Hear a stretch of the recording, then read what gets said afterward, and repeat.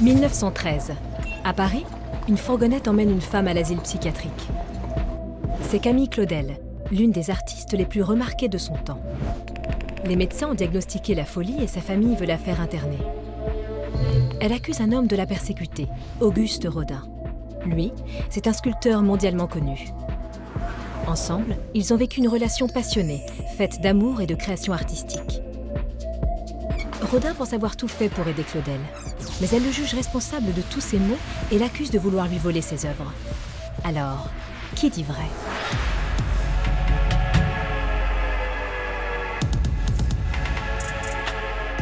« 1864. Camille naît dans une famille bourgeoise un peu sévère, entre un père qui travaille aux finances publiques et une mère au foyer. Un drame a précédé sa naissance, la mort subite de son frère aîné, encore nourrisson. Est-ce la raison pour laquelle sa mère est si dure ? En tout cas, leur relation est compliquée. Madame Claudel, une femme rigide, lui préfère sa sœur cadette, Louise, et son petit frère, Paul. Le père de Camille, lui, soutient sa fille aînée. Quand celle-ci commence à s'intéresser au modelage, il prend conseil et l'encourage. L'adolescente est douée, très douée. Son premier maître, le sculpteur Alfred Boucher, décèle son talent et lui enseigne les rudiments de la sculpture. Camille a trouvé sa vocation. Son père se laisse convaincre. Sa mère, elle, est franchement sceptique. Oui, mais Camille s'en moque. Et puis, de toute façon, chez les Claudel, c'est le père qui décide. Camille rêve de s'installer à Paris, la ville lumière, qui attire les artistes du monde entier. Elle parvient à convaincre son père. Soucieux de l'éducation de ses enfants, il déménage toute la famille dans la capitale. C'est ainsi qu'en 1882, Camille se retrouve avec d'autres jeunes sculptrices dans un atelier rue Notre-Dame-des-Champs. À 18 ans, cette jeune femme au caractère très affirmé est décidée à écrire une nouvelle page dans l'histoire de l'art. À Paris, vit aussi un sculpteur en pleine ascension, Auguste Rodin. Issu d'un milieu modeste et franchement introverti à ses débuts, il a attendu longtemps avant de connaître le succès. C'est en étudiant les maîtres de la Renaissance en Italie qu'il s'est trouvé son modèle, Michel-Ange. Il est bouleversé par la puissance évocatrice du non finito, quand la sculpture est laissée inachevée et qu'elle semble surgir de la matière brute. Il vient de recevoir plusieurs commandes, dont celle de la Porte de l'Enfer. Un atelier au dépôt des marbres lui est attribué par l'État, ce qui, à 42 ans, lui donne une meilleure visibilité sur la scène artistique. Afin de pouvoir répondre à ces demandes, il recrute de nouveaux assistants. C'est alors qu'il fait la rencontre d'une jeune femme pleine d'ambition, Camille Claudel.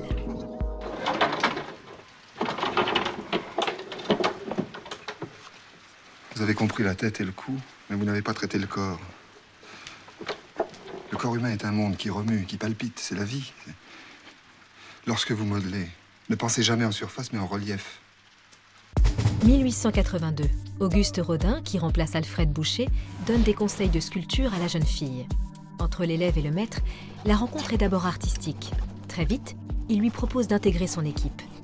C'est ainsi qu'elle participe aux commandes de Rodin, comme la Porte de l'Enfer et les Bourgeois de Calais, dont elle va réaliser des mains et des pieds.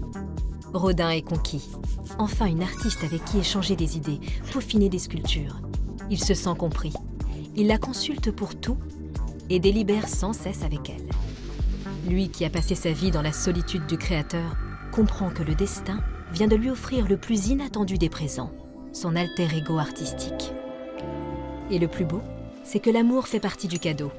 Camille Claudel, à peine 20 ans, et Auguste Rodin, 44 ans, engagent une liaison passionnée qui va durer 10 ans.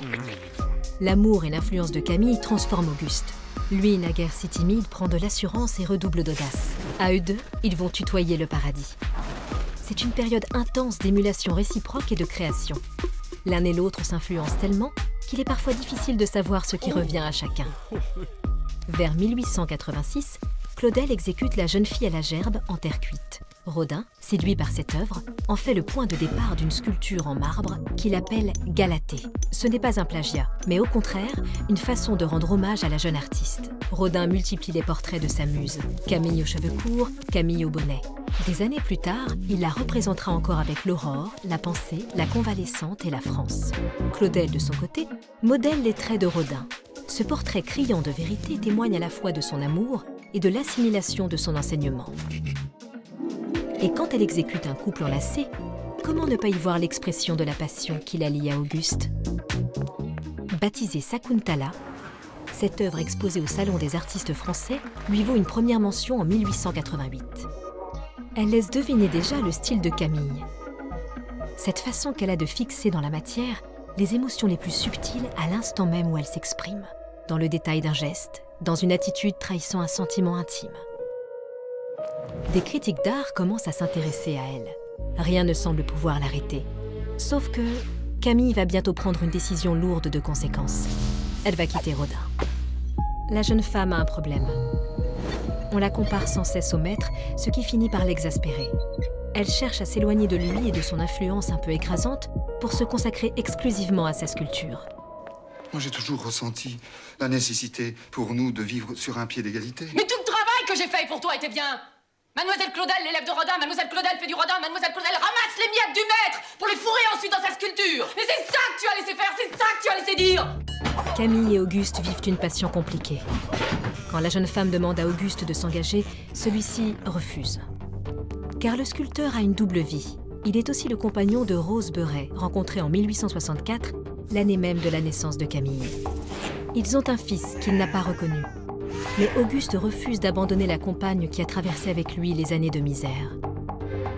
De son côté, Camille Claudel avorte au moins une fois, clandestinement bien sûr, car cet acte est alors sévèrement puni par la loi. Éprouvée, elle décide de se séparer de son amant. Mais ses déconvenues l'ont fragilisée. Sa santé mentale s'en ressent. D'autant qu'elle s'éloigne également de sa famille, qui certes l'aide financièrement, mais s'interroge beaucoup sur son manque d'argent récurrent. Reste son frère, Paul Claudel, dont elle demeure très proche. Celui-ci est écrivain, il connaît les affres de la création artistique, mais sa carrière diplomatique lui fait parcourir le monde, des États-Unis à la Chine, et le tient ainsi à distance de sa sœur. La jeune femme s'isole de plus en plus. 1892, Claudel se lance à corps perdu dans une aventure artistique aussi radicale que solitaire. En quelques années, elle produit ses chefs-d'œuvre les plus personnels. Les Causeuses, qu'elle réalise dans une veine naturaliste, La Vague, où elle laisse percevoir sa fascination pour l'art japonais. Deux petits joyaux qui tranchent avec la taille de plus en plus imposante des créations de Rodin. Contrairement à lui, Camille emploie peu de praticiens. Elle réalise le plus souvent elle-même ses sculptures et passe des mois à tailler des marbres, quitte à s'épuiser. Elle s'impose de véritables défis techniques, affrontant des matériaux aussi difficiles que le marbre onyx. En 1898, elle peaufine l'âge mûr, une figure allégorique du temps qui passe, où l'on voit un homme se détourner d'une jeune femme qui l'implore pour être emporté par une vieillarde figurant la mort. Avec cette œuvre, Camille met aussi en scène sa propre rupture avec Rodin et dévoile l'étendue de son tourment. Comment peux-tu réduire ce que nous avons vécu à cette image-là? Tu me représentes comme un pantin désarticulé par deux femmes. Cette caricature est ignoble. Qu'est-ce que tu veux que je fasse? Je voudrais que tu fasses ce que je te dis. Voilà exactement ce que je voudrais que tu fasses. Et tu le sais très bien. Tu veux que je fasse autre chose que ce que je fais? J'entends suivre mon chemin à moi. J'ai acquis ce droit. En quittant Auguste, Camille n'a pas seulement mis fin à leur histoire d'amour. Elle a brisé une collaboration exceptionnelle. Dès lors, elle accumule les déconvenues professionnelles et bientôt les frustrations. Pendant ce temps, Rodin se désespère. Bouleversé par la perte et le déclin de sa protégée, il s'efforce de l'aider mais rien n'y fait. Claudel déjoue toutes ses tentatives. Elle ne veut plus rien lui devoir et même, elle le rend responsable de ses difficultés. Elle s'éloigne toujours davantage de Rodin, qui lui connaît un succès foudroyant. L'Exposition universelle de 1900 lui assure une notoriété internationale. Dans la presse mondaine et artistique, sa figure domine. Il est devenu une véritable star. Pour Claudel, c'en est trop. Elle se met à le haïr. 1912. Voici des années que la sculptrice ne parvient plus à faire évoluer son travail. Dans un accès de fureur, elle pulvérise ses modelages. Camille est persuadée qu'Auguste pille ses œuvres. C'est faux, mais le délire paranoïaque l'emporte sur toute forme de raisonnement. Désormais, elle se barricade chez elle dans la peur d'être persécutée par celui qu'elle surnomme la fouine. Les crises se multiplient.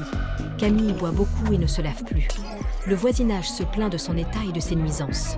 Et puis, en 1913, son père meurt. Aussitôt, sa famille décide de la faire interner. Un médecin pose le diagnostic. État critique, délire systématique de persécution. Sa famille restreint ses visites et interdit toute correspondance avec l'extérieur. Elle veille à ce qu'elle ne soit pas libérée. Camille ne sculptera plus jamais. Quant à Auguste, il a baissé les bras depuis longtemps. C'est un homme vieilli, diminué. Il ne lui reste plus que 4 années à vivre. Claudel, elle, a 52 ans, l'âge de Rodin quand il accédait à la gloire. Elle reste enfermée près de 30 ans dans un asile du sud de la France, jusqu'à son décès en 1943. Une fin misérable qu'elle partage avec des milliers d'autres internés laissés à l'abandon pendant la Seconde Guerre mondiale et morts de faim et de froid. L'héritage de Rodin est spectaculaire. Des milliers de sculptures et de dessins, dont le fameux penseur. Un musée est créé de son vivant dans un hôtel particulier à Paris. Aujourd'hui, les touristes s'y bousculent. Camille, elle, est restée longtemps méconnue. Pour que soit réhabilitée sa mémoire, il faut attendre les années 80 et la sortie d'un livre, puis d'un film consacré à sa vie. Depuis 2017, un musée porte enfin son nom à Nogent-sur-Seine. Elle laisse en tout et pour tout une centaine d'œuvres, sculptures et dessins. Cet héritage peut sembler modeste, mais en fait il est essentiel. À une époque où les hommes dominaient la scène artistique et toute la société, elle a su s'imposer, elle, une femme. Et ça, c'est un exploit. Rodin a-t-il plagié Claudel? Certainement pas. L'a-t-il poussé à la folie? Encore moins. Mais c'est peut-être sa rencontre avec le génie bouillonnant de Camille qui a fait de lui le fondateur de la sculpture moderne.